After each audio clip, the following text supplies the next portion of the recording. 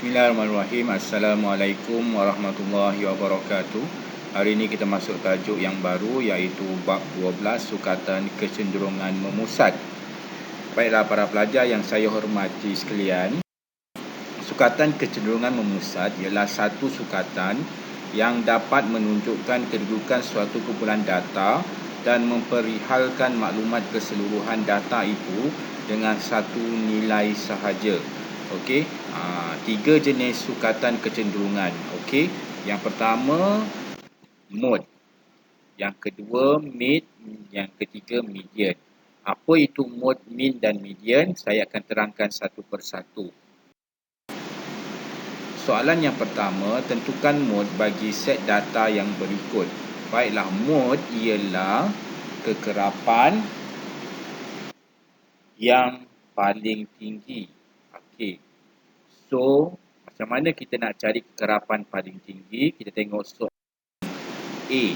Kita ada 4, 8, 5, 8, 7, 3, 1 dan 6. Maka mode ialah kekerapan yang tertinggi. Kekerapan yang tertinggi ialah nombor 8. Kenapa? Sebab dia keluar sebanyak 2 kali. Maka mode-nya ialah 8.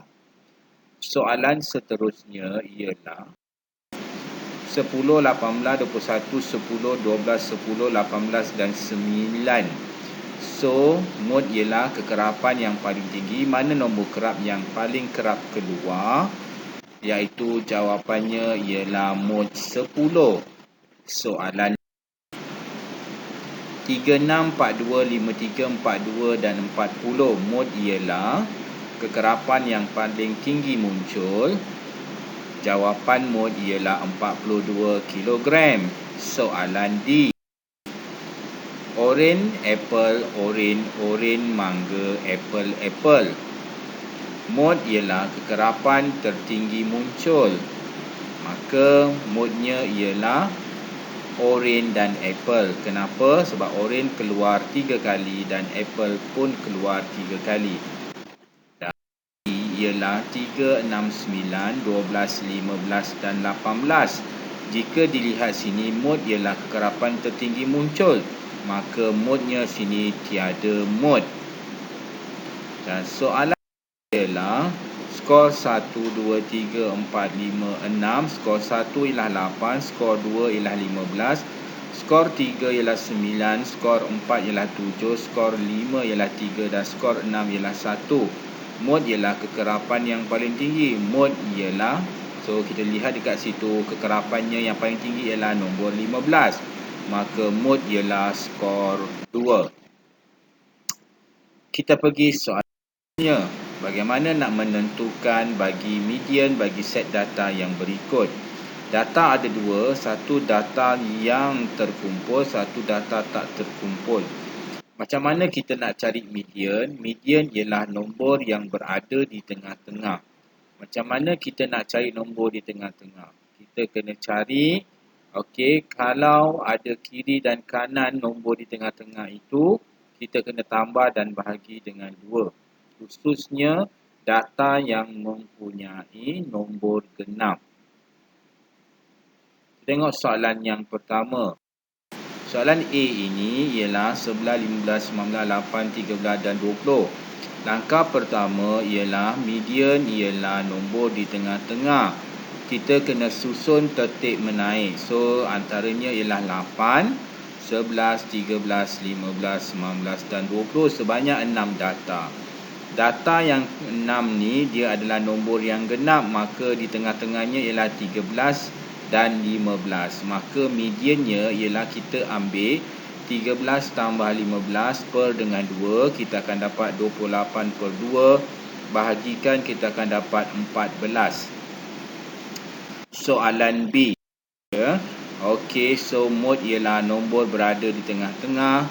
Kita susun bermula dengan nombor 26 secara menaik. 31, 35, 39, 42, 47 dan 52.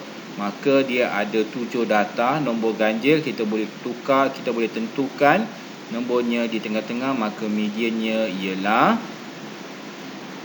39.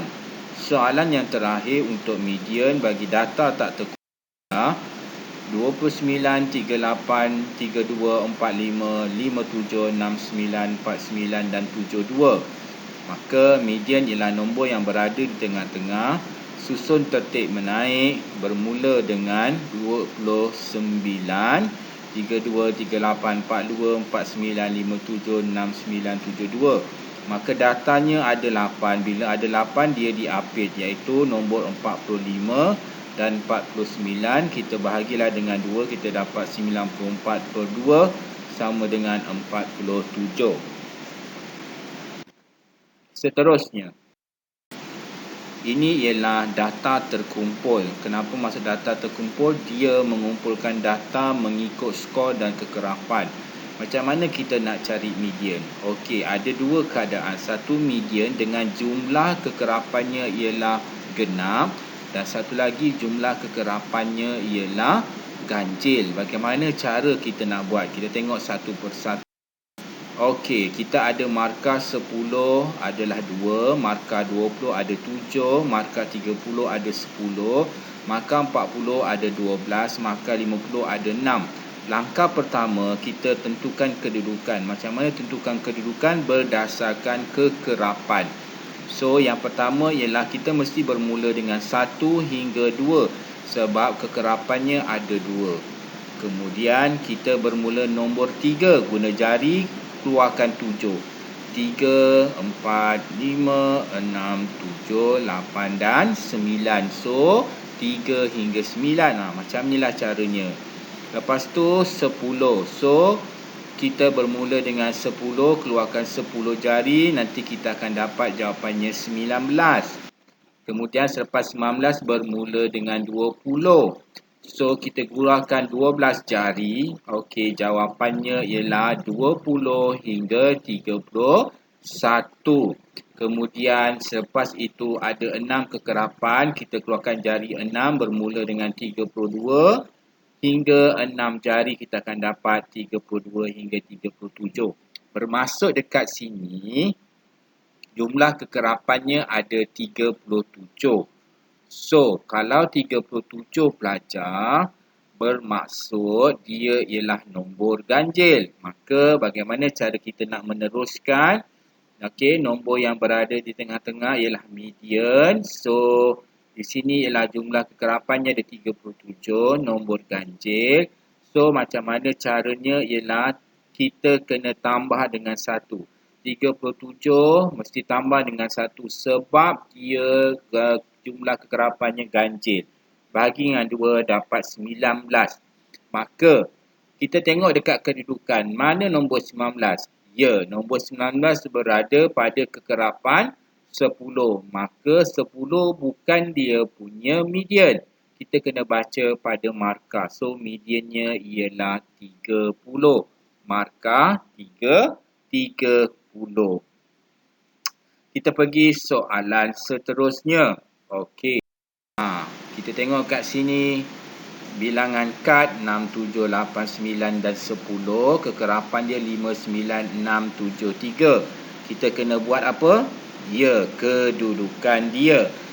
Bermula dengan 1 hingga 5. Kemudian 6 hingga 6. Kira 9 jari sampai 14. Lepas tu kita bermula dengan 15. Keluarkan 6 jari, kita akan dapat 20. Kemudian bermula dengan 21, kita keluar jari, dapat 27. Dan seterusnya kita bermula dengan 28, keluar jari kita dapat 30. Bila kita tengok dekat sini, jumlah kekerapannya ialah 30. Maka kekerapan itu ialah nombor genap. Macam mana kita nak cari median? So, mudah saja. Kita terus bahagi dengan 2. 30 bahagi dengan 2. Lagi satu 30 per 2. Kita tambahlah dengan 1. Macam ni caranya. Okey, so jumlahnya 30, nombor genap. Median 30 bahagi dengan 2 dan 30 bahagi dengan 2 kita tambah dengan 1. Akhirnya kita akan dapat 15 dan 16. Jika kita lihat kedudukan 15 dan 16 berada di kekerapan nombor 6, maka dia punya median ialah bilangan kad yang ke-8, mediannya ialah bilangan kad yang ke-8. Mudah saja. Dan seterusnya, topik yang terakhir ialah menentukan mean bagi set data yang berikut. Mean ialah purata. Macam mana nak cari purata? Kamu tambahkan semua, bahagi dengan bilangan data. Ini ialah data yang tak terkumpul. Maka macam mana caranya kita nak mengira? Kita tambahkan sajalah. 18 tambah 13 tambah 30 tambah 27 tambah 30 dan tambah 12. Kita bahagilah dengan 6. Akhirnya kita akan dapat 130 per 6 bahagi dengan kalkulator, kita dapat 21.67. Kita bundarkan ya pelajar. Seterusnya ada 162, 171 dan 178, 165 serta 175. Kita tambahkan dan bagikan dengan bilangan data. So, jumlah kekerapannya ialah 162 tambah 171 tambah 178 tambah 165 dan tambah 175. Bahagi dengan 5 sebab ada 5 data. Bahagikan dapat 170.2. Seterusnya ialah C. Kita tambahkan sahaja. Mean ialah jumlah kekerapan bagi dengan bilangan data. Maka kita tambahkan, akhirnya kita akan dapat 348 bahagi dengan 6. Tekan kalkulator, kita dapat 58. Baiklah, soalan nombor 5 ini, bagaimana kita nak menentukan mean dalam bagi data dalam jadual kekerapan yang berikut. Baiklah, ini ialah data yang terkumpul.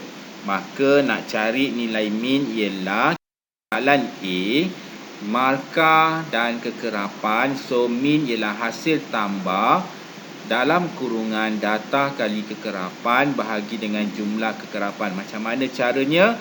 Cikgu ajar. So, yang pertama sekali 10 kali 5. Markah kali dengan kekerapan. Tambah dengan 20 kali dengan 10. Tambah dengan 30 kali dengan 7. Tambah dengan 40 kali dengan 8. Tambah dengan 50 kali dengan 10. Kita tambah dan bahagikan dengan 5 tambah 10 tambah 7 tambah 8 tambah 10. Inilah cara macam mana kita nak buat mean. Lepas tu kita cari satu persatu. 50 tambah 200 tambah 210 tambah 320 dan tambah 400. Tekan kalkulator, bahagi dengan 40. Jawapannya ialah 32. Soalan seterusnya ialah kita ada wang saku harian, ada bilangan pelajar. So, mean ialah hasil tambah dalam kurungan data darab dengan kekerapan bagi dengan jumlah kekerapan. So, macam mana caranya? Mean ialah 3 kali dengan 6, 4 kali dengan 7, tambah 5 kali dengan 8, tambah 6 kali dengan 3, tambah 7 kali dengan 1. Senang saja, bahagi dengan jumlah kekerapan. Kita akan dapat jawapannya ialah 18 tambah 28 tambah 40 tambah 18 tambah dengan 7 bahagi dengan 25. Jawapannya 111 per 25. Okey, jawapannya ialah 4.44. Dan soalan yang terakhir adalah macam mana kita nak cari mean, jisim dan kekerapan. Mean ialah hasil tambah data darab kekerapan bahagi dengan jumlah kekerapan. So, macam mana caranya ialah sama seperti yang soalan A dan B. Kita 5 darab dengan 6 tambah dengan 10 darab dengan 15. Okey, 15 kali dengan 9 dan 20 kali dengan 7, 25 kali dengan 3. Saya ada kesilapan yang besar. Bahagi dengan jumlah kekerapan. So, sepatutnya 10 kali 15 bukan 10 kali 16. Okey. Untuk kita teruskan, kita akan dapat 30 tambah dengan 150. Bukan 160 tambah dengan 135 tambah dengan 140 tambah 75 bahagi dengan 40, kita akan dapat 530 per dengan 40. Akhirnya kita tekan kalkulator, nanti awak dapat jawapan yang baharu. Baiklah pelajar, saja pelajaran kita pada hari ini. Sekian, terima kasih dan selamat menjawab. Sila hantar gambar bukti anda telah menyiapkan tugasan ini.